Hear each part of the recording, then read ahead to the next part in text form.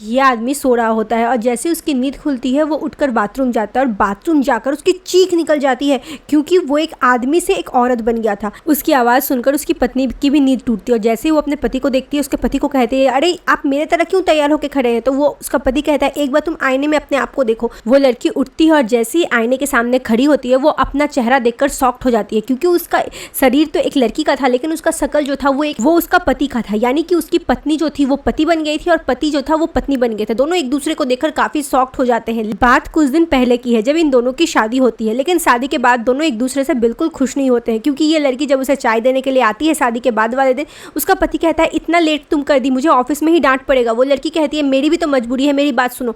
लेकिन उसका पति गुस्सा से ऑफिस चला जाता है। इधर उसकी पत्नी को भी काफी गुस्सा आता है क्योंकि एक तो वो घर का सारा काम करती है लेकिन उसका पति उसकी बिल्कुल भी कदर नहीं करता। वो लड़की चाहने लगती है कि वो भी लड़का बन जाए और एक लड़का होकर जिंदगी जिए। आगे क्या होता है जानने के लिए भाग दो का इंतजार